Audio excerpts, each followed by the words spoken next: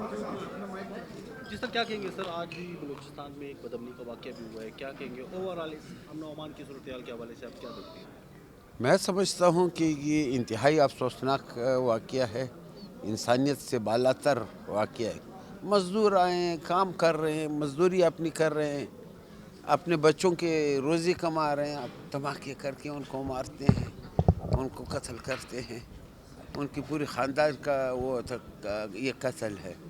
उसका न इस सिस्टम के साथ कोई वास्ता, न सरकार के साथ कोई वास्ता, न किसी और मामले में उनका काम। वो तो सिर्फ मजदूरी करने के लिए पता नहीं किस किस इलाकों से आए हुए हैं। ये इंतहाई अफसोसनाक वाक़या है। सर क्या कहेंगे बलूचिस्तान में जो अमन अमान की सूरत हाल है ये आए रोज़ जो है बिगड़ती जा रही है, तो आप हुकूमत को क्या राय देंगे या क्या करना चाहिए कि वो हालात जो है कंट्रोल में आ सके? दिन में जो है 10-12 लोग जो है इसी तरह मारे जा रहे हैं।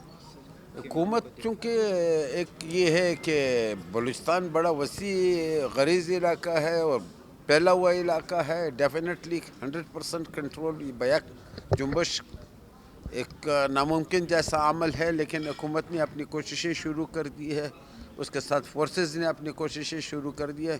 इंशाल्लाह इसको कंट्रोल कमज़ोरी करेंगे। कहाँ देख रहे हैं सर? अब जो हालात है ये दिन ब दिन मज़ीद ख़राब होते जा रहे हैं। पहले अगर 10 साल पहले की बात करें या 5 साल पहले की बात करें, इसमें तो अब दिन आपको ब दिन पता है कि पूरी दुनिया इसमें इंटरेस्टेड है। बलूचिस्तान कोई इस तरह फॉल्ट जोन पे आ गया है, उसके ऊपर हर एक की नज़र है, तो उसी की वजह से आगे जा कर के ये तमाम मामलात हो रहे हैं।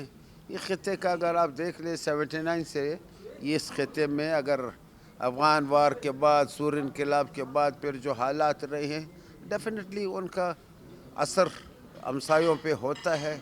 आज वही इन कैमरा ब्रीफिंग में सर बताया जा रहा है कि मुज़ाकरात पर ज़्यादातर ज़ोर दिया गया है जो आज़ादी पसंद अफराद हैं। आप क्या समझते हैं मसले का हल मुज़ाकरात है या ऑपरेशन है, जो क्या है? मुज़ाकरात पे आते हैं तो डेफिनेटली मैं तो ख़ुद समझता हूँ मुज़ाकरात से किसी सियासतदान को या किसी भी इंतज़ामिया को आउट नहीं होना चाहिए with in the framework of Pakistan या आईन पाकिस्तान के अंदर। उसके आगे तो इंसान बात नहीं कर सकता है।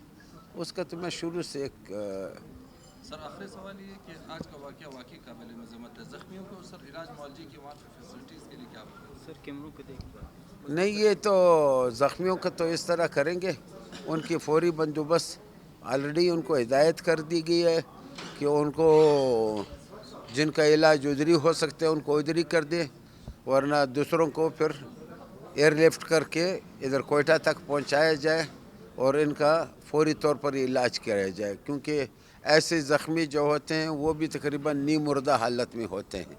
उनका फौरी केयर बहुत इंतहाई ज़रूरी है। इंतज़ामिया को हिदायत कर दी गई है कि इसका फुल केयर करे। Thank you sir, thank you sir.